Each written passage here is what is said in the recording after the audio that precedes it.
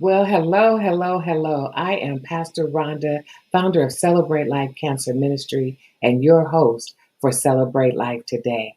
I thank you so much for joining us, and I know that you are going to be blessed by the information that you hear today. I have with me Dr. Farid Zarif, and he will be sharing about nutrition. And you're gonna, when he comes on, you're gonna want to be here because this is some revolutionary information that he is going to share with us that will help us to be healthy and, of course, to choose life. Dr. Farid, how are you today? I'm really wonderful. Thank you. Thank you, Pastor Rhonda. It's so great to be here. I am excited. I'm ready to go. A little bit about Celebrate Life before we get started. I am a 20-year inflammatory breast cancer survivor. My journey began on 9/11. Wow. So surely, the doctors didn't expect me with that type of cancer to see 5 years, and now it is 20 years later, and I am still going strong. So Wow. I really thank God for that in a great kind of way.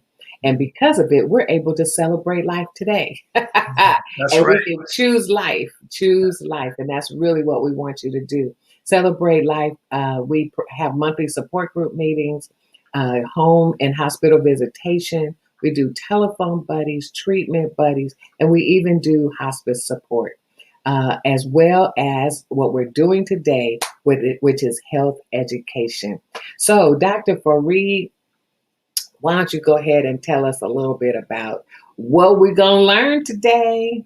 Well, yeah, I'll so you can give a good idea where I'm coming from. It's just like Pastor Rhonda said, this is revolutionary. So some of the things that I'm going to tell you might want to write, record, you want to put them down because some things are going to be, shall I say, naturally things that you're going to be very defiant. You're going to want, you don't want any parts of it, but that is our natural defense mechanism because when you hear something new, a lot of times you're not open to hear it. So let's make an agreement. You listen, be open to receiving, and that which you can use it, and that which you're not ready for, perhaps you have to put to the side a little bit. So my background is in bariatric medicine, also in holistic medicine. Bariatric medicine is the study or the practice of people that are morbidly obese or have weight loss issues. And in my case, because I am a specialist in eating disorders, sometimes there is a weight gain issue. So everything from bulimia nervosa, binging, you probably heard of that, the anorexia nervosa, nocturnal eating disorder. That's when people get up in the night and they eat and they forgot that they're not even aware that they're up in the refrigerator eating. So these are disorders that many people have. I'm going to speak to you on nutrition, but as I speak to you on nutrition, I want you to understand that our food, the food that we eat, if you're bashing yourself about I eat too much or I don't know what to eat and I just eat mostly junk and those kind of things, well, stop beating yourself up about that because that isn't that's not really on you. I mean, all of that stuff is a grand plan, and that is that most of the food manufacturers want you and I to become lifetime customers. So in order to do that, they have to sell you a certain thing in order for you to support them for generations on, you see. So it's like when you say, God, when somebody saying, you shouldn't eat meat, or you shouldn't eat fried stuff, or you shouldn't eat too much sugar and all of those things. Well, they really mean good, but the reason that we're caught up in it is way bigger than us. They've spent billions, if not trillions of dollars to control the appetite of the many citizens. Okay. So let's begin with this thought. And the thought is nutrition versus nourishment. Mm. Two different things. Now, most of us have been taught to say nutrition. We think about food, nutrition, and that's what you should think about. When you talk about nutrition, you're really thinking about food matters. And that is, where the food originated, Mm. where, what it is composed of, things like the different species of that food, how to prepare it, perhaps how to grow it. Almost, it's like agricultural or food husbandry, but it is not nourishment. When it comes to nourishment, that is what we should have been taught all the time. Don't Mm. worry about it. It took me a long time to get it too. I've been to school for this stuff, and it's when I hear nutrition, I'm like, oh yeah, man, nutrition, nutrition, nutrition. That means that you're healthy. Well, when the people show an example of health, guess what? They're really showing you an example of fitness. Fitness and health are two different things. So a lot of things that we learn, they're just distractions and they leave you very confused. And then you get so upset as you're chewing something that is delicious or you're enjoying a delicious drink and you're like, forget it. It couldn't be that bad. They said it on TV. They said it on the internet, why should I be any different? So I just want you to keep that in mind as I'm going to be quiet now and let Pastor Rhonda ask you some questions. But I want to give you a base, background and the basis on which I'll be speaking from. And even in our blessing over our food, that we say may it be nourishment to our bodies. Yeah, yeah, yeah. It's incredible. Nourishment is so easily looked over when we as humans, no brain or heart or no organ, your skin, your eyes, none of that is no greater than the nourishment that we give ourselves. So if you're putting junk in your body and you're like worried about a cardio, infarction, or you're thinking about there's you can respiratory problems, if you have any type of malady, your systems are only as good as your nourishment. Mm. So when I first started this, over 30 years ago, I've been in the so-called Black community for a long time. I don't have to give back to the community. I am the community.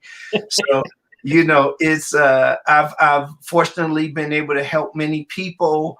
I've worked at Cedar Sinai and Beverly Hills surgery centers, Oban surgery center. I have great colleagues at UCLA, USC, and so forth. And with all of the observation and the test and all of the studies, believe me, this information is different. Remember, think not nutrition, but nourishment. So that means that there is a movement now that's called mindfulness. If you heard of mindfulness, well, mindfulness is very important. The other side of that, the polarity is when it is mindless. It's mindlessness, Wow. and that is when we just eat and we have no idea how the food is going to help us. We have no idea how it's going to support our bodies. We have no idea of what's in it other than the things that they'll tell us. They'll tell us, oh, enrich. They don't even teach us. They don't even tell us really. Yeah, They put it before us. It smells good. It tastes good. We've had it before, so we want more of it. And we could be full and just want more of it because it tastes good, that's right. But it could be not so good and good for us, and we just push it away. Yes, and that's what is exactly. If exactly what's happening is that they teach us about food in the emotional way. We learn it through our sight and our smell and our taste and how it sounds and how it feels. So once you get that kind of intimacy with food, that food becomes a partner, a companion. And that's why people get almost violent when you talk about let's change this, let's change that. They're like, I don't want to hear nothing about that, man. You can't tell me nothing about what I put in my body. Well, just look at the statistics. Look at the heart disease, cancer, hypertension, atherosclerosis. All of those things are directly connected with food. With food. If people ate according to my rhythm method, according to the executive life diet, we could change the statistics of not only America, but the whole world in a very short time. And that is any of you that can't sleep, if you have anxiety, suffering from depression, all of these things, these are other mental wellness maladies.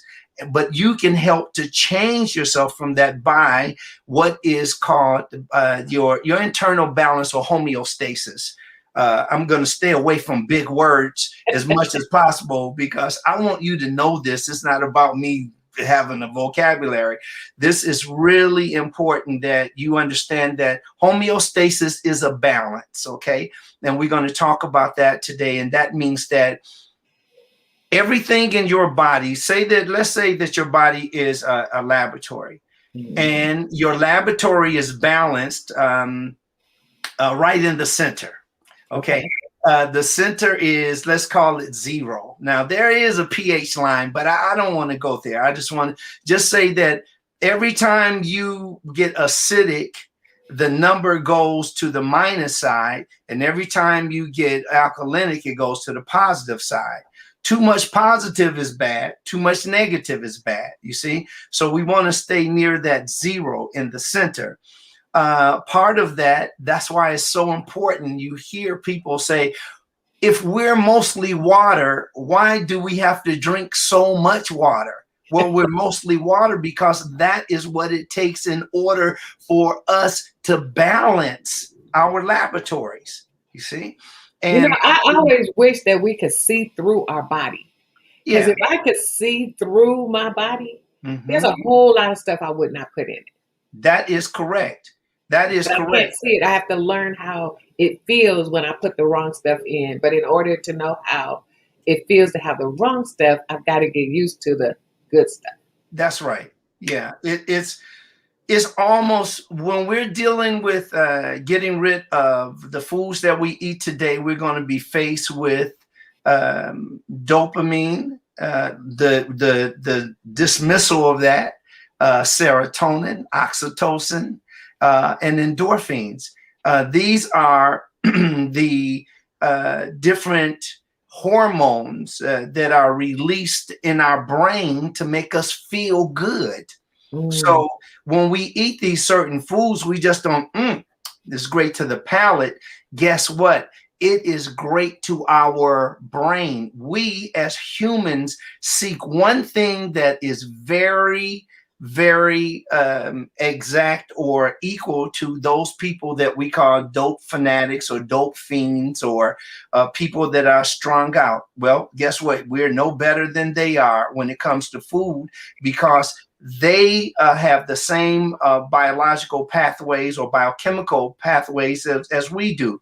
So when they eat, when they smoke or they drink or however they get high, it's the same feelings that we have when we, are high off of food. Wow. It's called euphoria. That is the main thing that people eat for, is euphoria. Euphoria also produces comfort. See? Comfort is the worst enemy of greatness.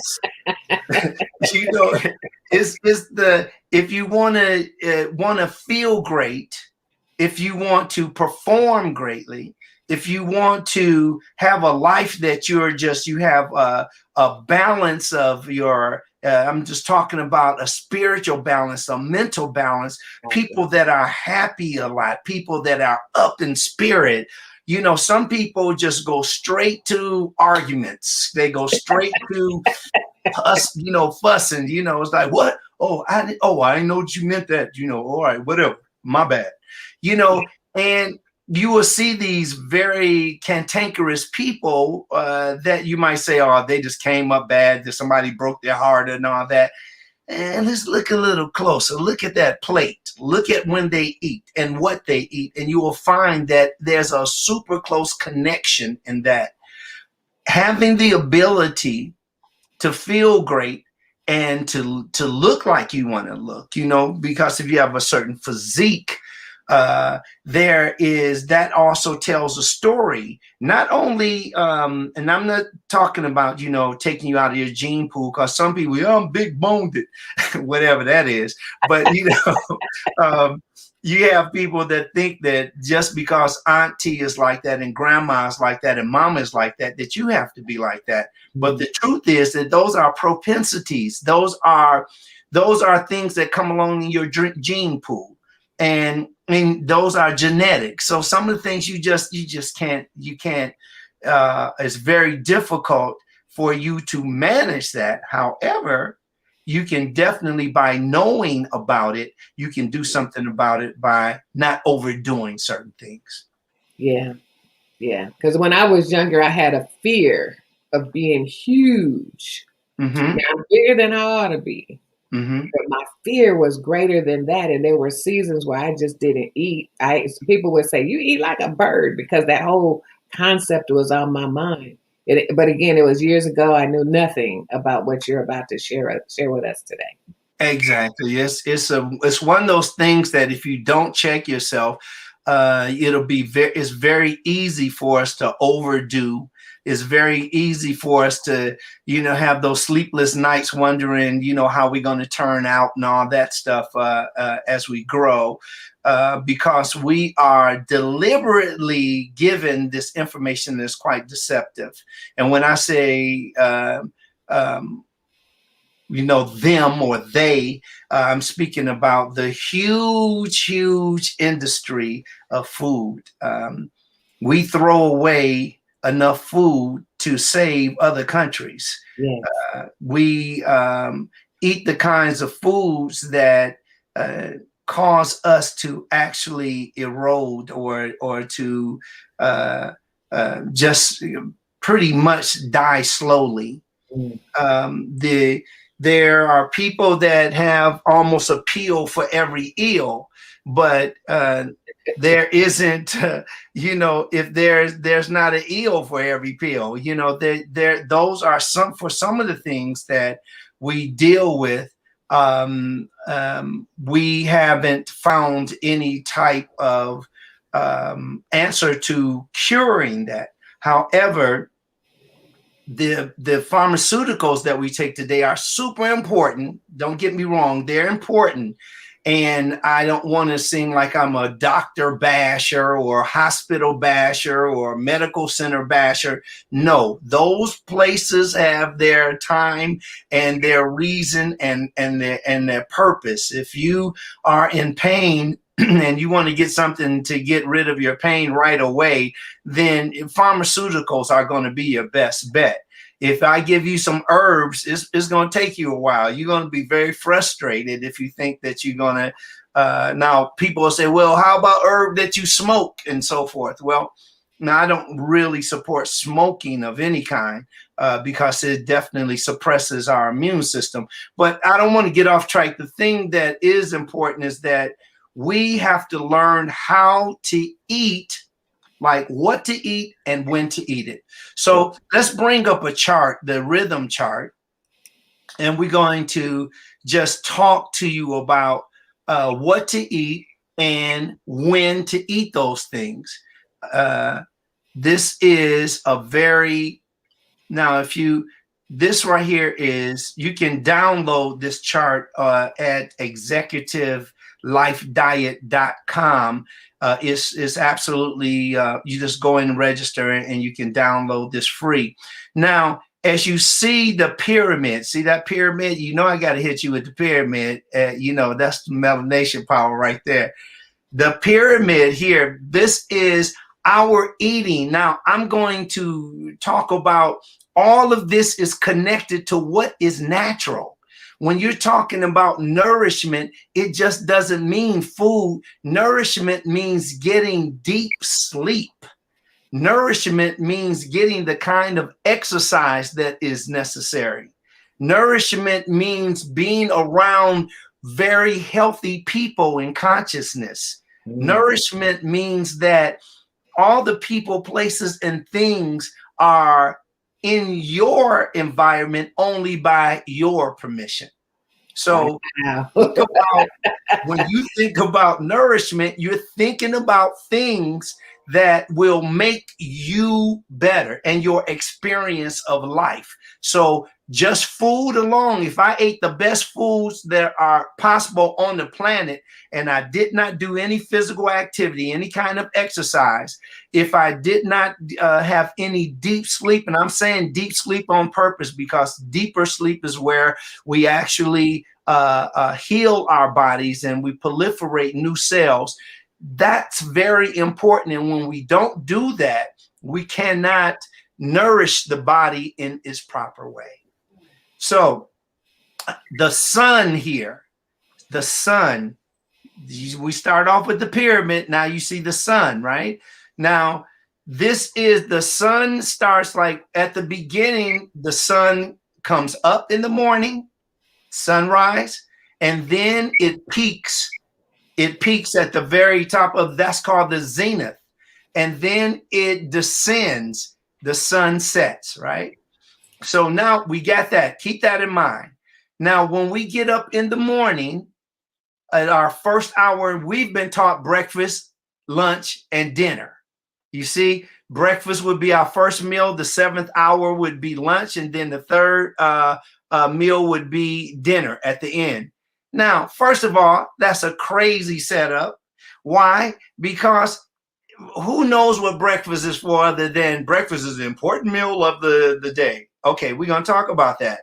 And then up in the middle of your day should be your largest meal. Why? Because it gives you a chance to burn, to use, to utilize all of that energy before getting to your smallest meal at the very end of the day.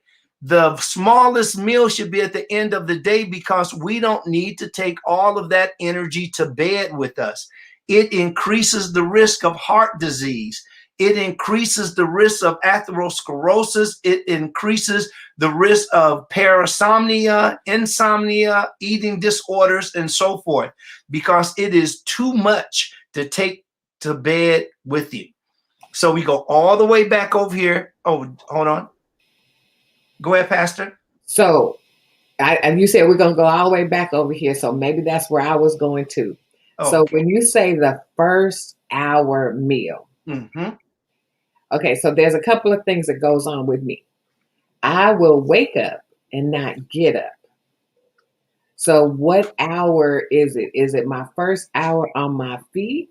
Or is it the first hour with my eyes open? I should start doing something. That's an excellent question. Excellent. The first hour is the hour of awakening. So when you open your eyes, you begin your day. Now, we can look at some choppy days because some people get up early, they do a little work or make phone calls or call the stock market or whatever, and then they go back to bed. There's some people like that. However, that first hour begins when they woke up. So the first hour is so important because it kicks off your 24-hour period with what sustains it.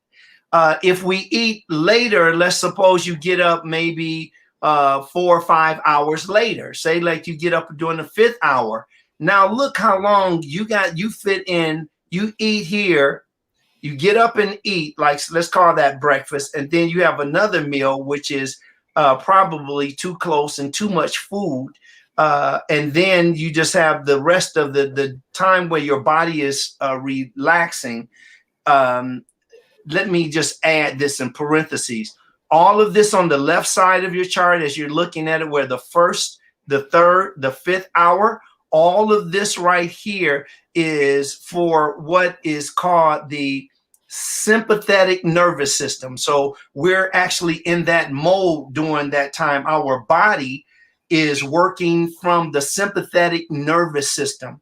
Now, if you look up, you see the zenith, and you look at the um, dissension when the sun is going down, you will see that it's getting darker.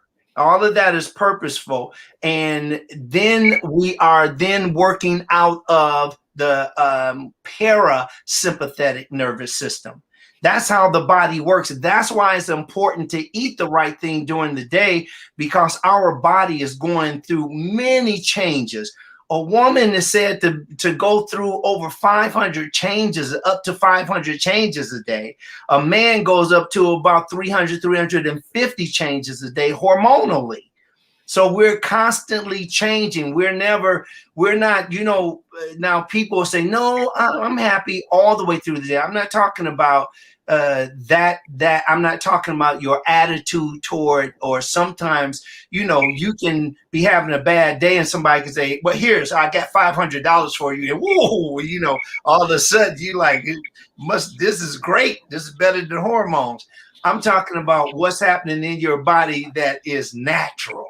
You know what I mean? The things that are balanced in your body that are natural, that allows you to have energy, that allows you to have great spirit, that allows you to feel good on a constant basis without you going on this roller coaster and taking other people with you. So the first meal is important. What is it for?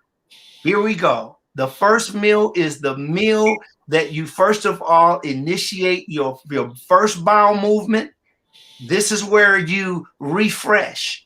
This is where you rejuvenate. This is where you reboost yourself or reset yourself.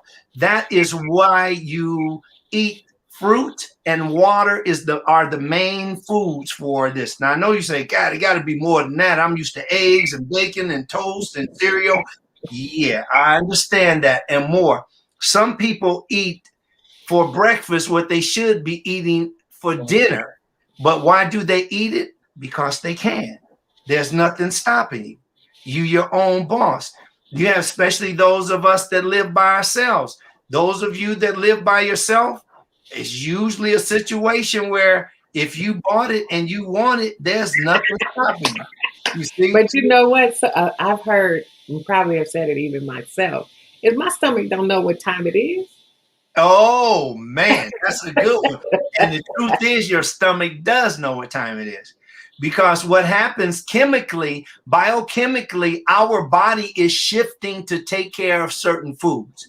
Okay, so we'll take the beginning, the fruit, and that's all your sweet fruit, your berries, your cranberries, strawberries. I'm naming all the berries because they're some of the highest in antioxidants, and they're also some of the highest in water content. But things also like grapes, even if you're eating cucumbers. Now, cucumbers, that's fruit, but usually the starchier the fruit, the less sweetener it has. So it's usually mixed with vegetables. So when a person sees like a green, jicama, or if they see something like cucumbers or even tomatoes, avocado is also fruit. So a fruit is defined as edible plants.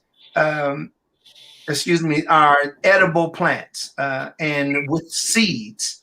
Okay, you have other things that don't have seeds, like tubers, which are potatoes, jicama, or like squash and so forth. They grow on the vine, but most squash are fruit. Even squash is fruit.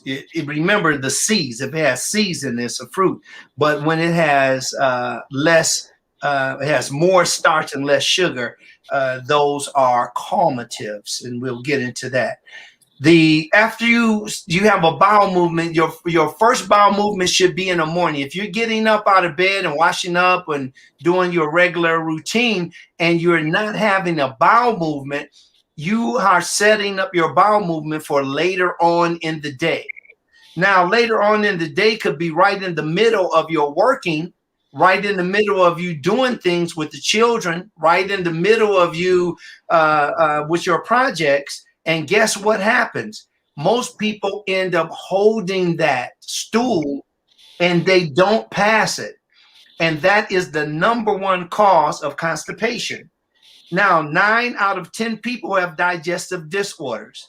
And it is said by scientists and doctors that if the longer you live, the higher the risk of having any kind of gastrointestinal disease.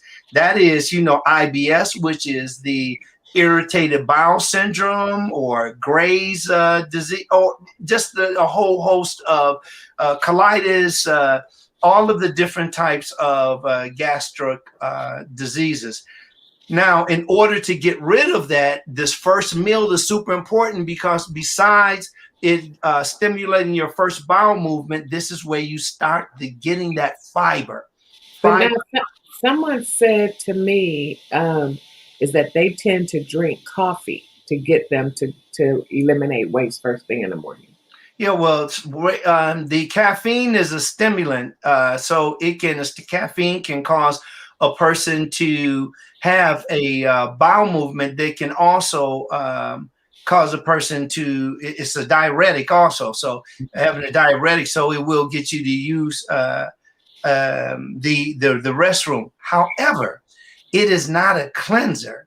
The food ash or the remnants of that food can be very detrimental when it's broken down. Well, I won't say very detrimental. I'll just say it's not as good as the fresh fruit with the enzymes that work for your sight, your hair, your breath, your energy, cleaning, getting rid of the all of your the food that would otherwise be held in your body. Here we have a note here. This is excellent. Okay. Oh, thank you very much. And that comes from Marquita Sims. She just sent us a very nice. Yeah, it should be taught in the elementary school. It sure should. Teachers, yeah, it's hard to get the teachers to teach it, because the teachers are eating erroneously, just like the children are. So it's very hard for them to teach something that they don't believe in themselves, and they really go off of the subjective stance. And this is what we're talking about: is science. Science is constructed with facts, And and I that's. wouldn't say they don't necessarily believe. Some of this is just new to us. Mm-hmm. Oh You yeah, know, this is so we've got to give them the other side too. Is some of it is just new to us, and now that when we know better, we should do better. yeah. We're gonna see about that. I want to, I want to see about that one, because I Well, and thought. good thing you'll be back with us 3 more times. That's So right. That's right. We're going to keep going. And I'm glad Pastor Rhonda just said that, because this is really great. For those of you just starting, go with us through all the series. Make sure that you see all of everybody can see. Those of you that got the message, you'll see on that flyer the dates that we're going to do this. And this is not about bashing you and making you feel bad about anything. This is about getting you to do it, to start wherever you are. Every moment is a chance to start anew. So don't get caught up in what happened yesterday, even 10 minutes ago. That's under the bridge now. So we want you to come in with the idea of openness and acceptance, so that you and your family can start eating correctly, and we can save some lives here. We can make lives better. We can help you to feel better. And it's all about optimality. It's not about this the nutrition that we are listening to most of the time is nothing but political nutrition. So they're saying things to sell an idea, or to sell certain food. They want you and I to be a lifetime customer. Keep that in mind. And if you were them, you will most likely be doing the same thing, because after all, the food, when we talk about the food, we're talking about products. People want you to buy their products, except there's a difference here. The outcome of eating their product can be deleterious. It can really take away from all of what we're building up, all of what we're making better, all of what is healthier, helping us to maintain our fitness, our capacity to breathe. as long as you continue to eat, you're going to speed up the well, I won't say that because I don't know that for sure, but it just seems like it. But I used to say that. I'm not going to say that. I was going to say it speeds up the risk of dying. I know this for sure. I know that a person that's a vegetarian or a vegan can die the same time or before a person that eats meat. And it's happened many, many times. And it's happening now. So it's not all just the food. Remember, keep in mind, it's the exercise and it's the rest. So when you meditate, when you still yourself, when you go into prayer, when you use mindfulness, quietness, when you use a way to slow your body down and to protect your peace of mind, is all a part of you being a healthy individual. If you're Mr. or Mrs. Busyness and you don't have time to stop this incredible vehicle, is speeding down the speedway and you're passing up everybody and look, I'm achieving this, but you don't pull into the pit to get serviced, you're definitely working on a way to break your body down. Okay. And one of the things we need to do, we make appointments for everything. We need to make an appointment with ourselves to That's right. chill. Because and late at night, I've been seeing the Calm commercial, and it just says for 30 seconds, slow down, Mm-hmm. like stop for Yeah. 30 seconds. One of these apps that pops up on my screen first thing in the morning says, "What time would you like focus time?" And you could, use that time to slow down and to think and to, focus on one thing. And that one thing, a lot of times, could be you. And if we plan to still ourselves, to just calm down for a few moments, if we plan it and be successful at it, then we can have to be another check mark on our list that Yeah. says we have done something. Like Miss Mia, Mama Mia says, self care. You have to take care of yourself, or you surely can't take care of somebody else. Not all day anyway. Yeah, yeah, that's right. And who would? That's so unfair to put all of, like a person doesn't take care of themselves and then they gonna expect somebody to take it. Who gave you the nerve? It's like when people say, this is my body, nobody can tell me anything about my body. I do what I want to do. No, you're not. Nobody is alone. We're all connected with people that care about us. We all connected to people that we help in some kind of way, even our presence or our voice. How you doing? I just wanted to call you to say I love you. I'm got to get out of here. I'll talk to you later. All of those things are huge things that we do. They're not small. They're really important things that we can take a time to settle ourselves and breathing in the nose, filling up those lungs and just exhaling. Don't jump from one fight to another fight. And we don't realize how they're all connected. Yes, Lizette, I Yes, was just thinking the same thing. that's right. We don't realize that food and breathing and sleep and all that goes together That to is make a whole healthy person. that is correct. So this is the same way that as we return to this, the rhythm diet, also known as the executive life diet. Again, you can get this on the executivelifediet.com free, and you can print it out, or you can just put it on your phone and you got it right there. So after we detox and energize that first hour, we move to the third hour. So the closer we move to this largest meal, the more complex the meals get. During this time, this is the best time to eat protein dominated foods. Now, a lot of people say I eat my proteins and I eat it's just the way we've been taught. Again, all of our food, like bread, has protein in it. You have very small amounts of protein, even in fruit and vegetables. and tubers and nuts, grains. You have protein. Protein is just one of the parts of the food, but protein dominant would be, what's the very first thing that come to mind would be meat. And actually, meat is the middleman when it comes to eating protein, because meat actually gets its protein from the plants that they eat, unless you're eating tigers and lions or something like that, which I don't think, I haven't seen a tiger burger yet. So So I tend to be a separatist when I eat. I okay. don't care if my food touches, Hmm. but I can eat one thing at a time, and I'll taste everything on my plate, find Hmm. out which one I like the best, Hmm. and then I'll save that for last. And then I'll come back and I'll eat the whole of this one, the whole of that one, the whole of that.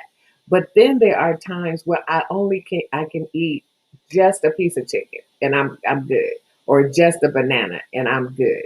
So do we need to eat these things combined together, or what?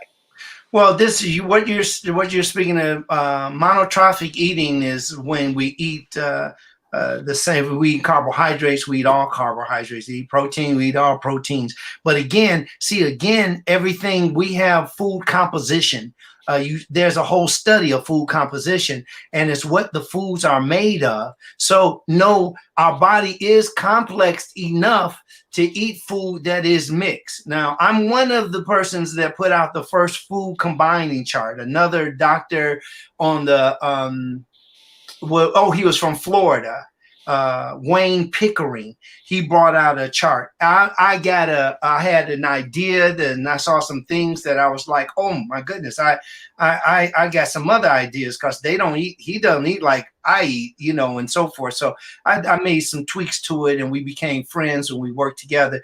But that's over 30 years ago, and I find out today that during all of my studies and observations, that we are complex human beings. We're born into the world with the capacity and the ability to break down plant foods and animal foods. We can eat both of those, except animal foods can be, again, very detrimental to our system. Now, because we can eat it, I don't know if that's like maybe something that we were created with, so that we'll have the option if we were ever up against death.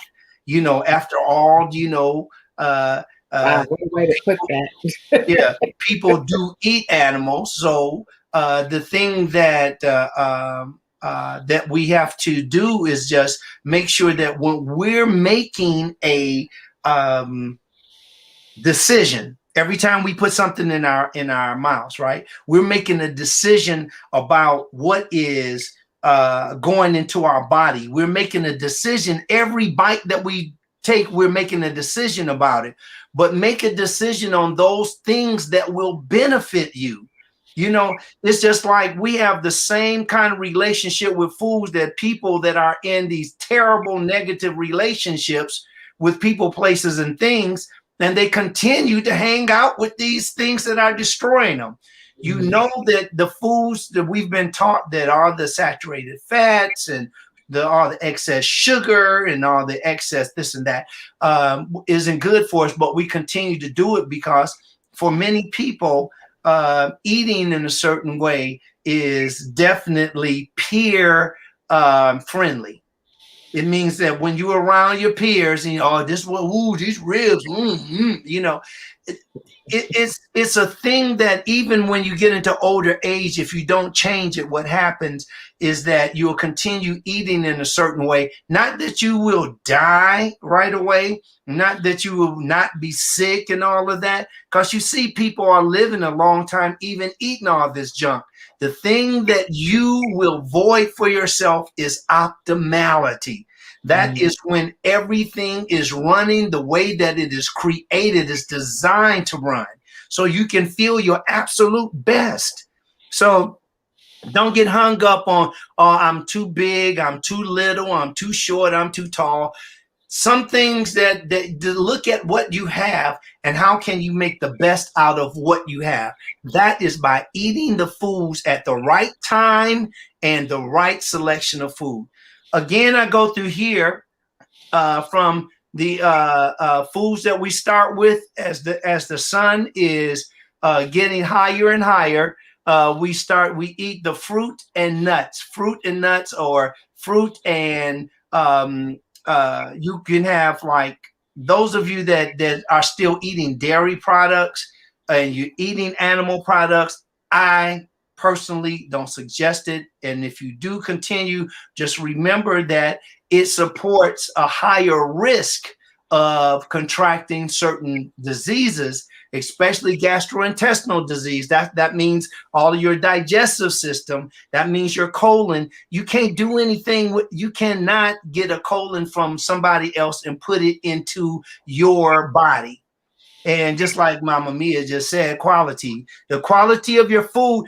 And I'm glad that she brought that up, because guess what? Some people think, when I ask a patient, when I ask a person that, so how have you been eating? I know not to ask that question. You know why? Because somebody's going to answer it just like I vaguely asked it. And that's going to be, I eat good. Now, ain't nothing wrong with my food. Ain't nothing. I eat good. I eat the right food. Well, they are absolutely right, because they're basing what they eat on taste. They're not telling me what's nourishing their body. Women, you are especially should be very aware of what you're putting in your body, because your body is more complex than a man's body.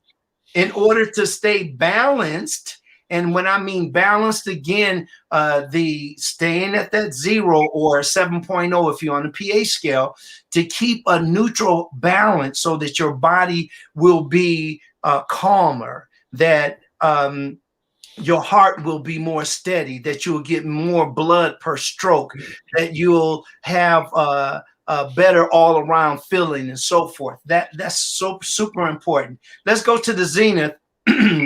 I know how fast this time can go. The zenith is your largest meal. Now, this is where you can eat your grains. You can eat your protein dominant food. You can eat your fresh vegetables and a steamed vegetable, if you like, or a baked vegetable, all on the same dish. This is dinner time. So it doesn't mean that you have to make a mountain on your dish and find the biggest plate in the house. It just simply means that you can choose from everything in it except fruit right here, except fruit. This largest meal is also your last protein dominant food. This is your last meal to eat your protein dominant foods. So if you are eating animal products, if you are eating any types of dairy, this is your last. This should be for the best safety, and choosing the time to eat your largest meal should be here. Now you got about 6 more hours before you go to bed. See, as it descends, you got about 6 more hours to burn that stuff off.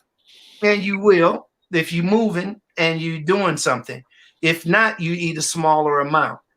The 10th meal, that's 3 hours after your largest meal.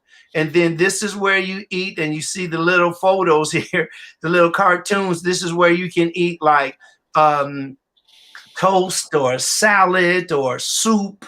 You can even eat hot cereal right here, small amounts. And then 2 hours after that, then you eat your smallest meal. And your smallest meal can be, again, a salad. It can be soup. It can be tea, especially those hot, hot drinks. And even if you want like a cold drink, like if you're juicing, this is a perfect time to juice. Not a very sweet juice, because some people are putting, they don't even know what they're drinking anymore, because they got like, collard greens and apples and tangerines. It's a bad mixture. You should eat as many of the sweet vegetables along with vegetables. In other words, carrots, jicama, beets go well with other things like arugula, spinach, and red lettuces, and so forth. So you put that all together in your juice. Don't overdo it, and don't put too many. Tap out about maybe at six vegetables, six fruit. Don't have, too many things, because when you have too many things, again, that's when we get into the complications, when we overdo it. So I'll finish this by saying, if we look at this and you get up at 6 a.m., this will go from 6. You will start your first hour, whatever your first hour start off. Your 12th and 13th hour, your 12th hour will start off 12th to 13th. It means that that's your cutoff time, your 13th hour. But you start at 6 a.m., you're going to end at what? 6 p.m. If you start at 4:30 a.m., your last meal is going to be 4:30 p.m. That's 12 hours, everybody. If you go past 12 hours in eating, you are overdoing it. So what if you work nights? If you work nights, you remember everything starts off with the time that you wake up. For instance, if you work nights, about whatever time that you're going to get up is probably during the afternoon, right? Like a person gets up at 4:30 p.m. And if you get up at 4:30 p.m., then you know that your last meal is going to be what? 4:30 a.m. You see, it's in the morning. So, but we've been taught, even if you get up at 11:30 a.m., that you're still going to end up dinner time is at 7. And that is so wrong, and that's why we have all of these different heart problems. We can save what we're looking at now. Eating the rhythm in this rhythm method will help people to get deeper sleep. You will feel better, and it is the best way to manage your weight than any of, and I know these by heart. South Beach, from the cabbage diet to the zone diet to paleo diet, the ketogenic diet, all of those, nobody talks about eating the right foods at the right time except this. This is definitely a science. Definitely. Pastor, I'm waiting on So you. I see these little red circles with lines through them. Are they? There's two questions I have. Are Okay. they for any time, or is that specifically for the zenith time? And then you have multiple pictures on the time frames. Mhm. Does that mean I can have all of them, or should I choose from them? Yeah, you choose from them. You choose from each one. Like you can have like the grapes and the water together, because they're basically the same thing. You only have about 3 servings. A serving is about like a handful of grapes, about maybe 8 grapes or something like that, right? And then you have Wait a minute, did you say only 8 grapes? yeah, 8 grapes is a serving. I'm That's still hungry. about 8 grapes. Most people eat that whole bunch of grapes, right? So Right. no, but I'm just saying that is one of the things that you can put into your salad, right? That's like Okay. if you have like a cocktail, a fruit cocktail, slice some bananas, put some maybe some kiwi in there, maybe some mango, sprinkle it with some organic coconut, the shred, and you got you a meal. But what happens, ladies and gentlemen, if you're listening, what is going to happen for those of you that are really serious and you're going to do this? One of the things, as I said at the opening, there's going to be defiance. There's going to be a little resistance here, or a lot of resistance. So if you don't look for it to just happen, because you're used to a certain amount. That's right, a certain portion.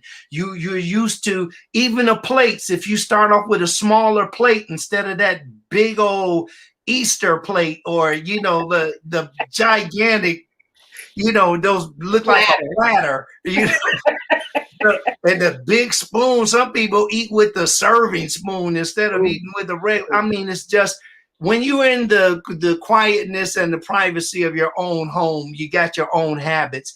This is a way to get you away from those things and to be healthy, to be happy, to be exuberant. Because that is the way that nature is. The closer you are to nature, the healthier you'll be. and On when to we're eating, Mm-hmm. We should scoop, put it in the mouth, put the fork or utensil down. Mm-hmm. Because otherwise we have that tendency to scrape it all in. And I don't know what hurry we're in, in our eating process. So even with that, we should slow down and take our time. But we Yeah, should actually put the utensil down. that's a good technique.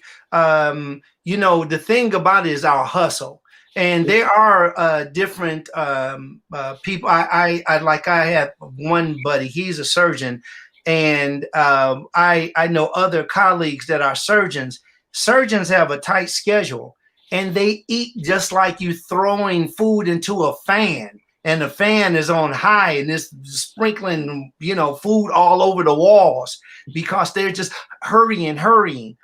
Slow yourself out to have a better relationship with the food. Mm. Your relationship with the food should be in honor to sit before what you're eating, being mindful about what you're ingesting, because this is what's going to keep you from having whatever these things, these stories that we hear.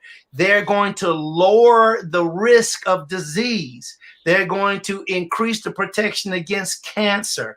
They're going to increase the protection against diabetes. They're going to increase the strength of your heart and improve your heart health.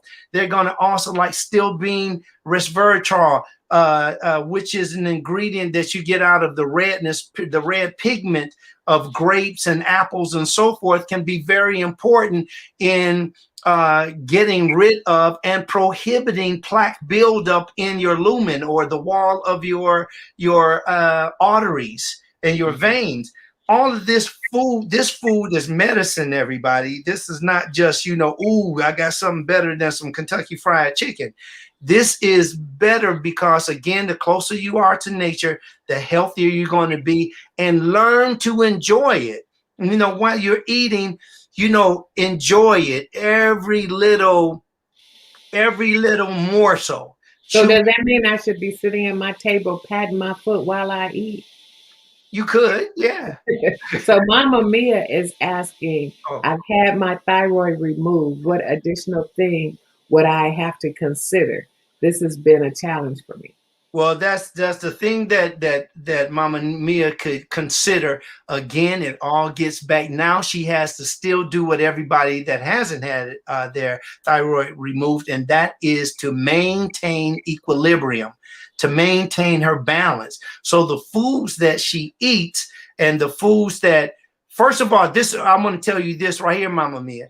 Make sure that you take time to do your research on what the thyroid does, and also read about the parathyroid. Also read about thyroxine, the hormone that is secreted from the thyroid. Think about all of that so that you will get a good idea of those things that you would have to maintain in order to get the benefits of whatever you're selecting to eat and drink. But let me tell you, it is very important to choose foods that are alive, meaning that they have enzymes in them. Enzymes are these small little protein-like substances that help us to change another food into another substance or nutrient that we can absorb, and that can help our bodies to be stronger. So foods that are alive, keep in mind, you cannot get life from death.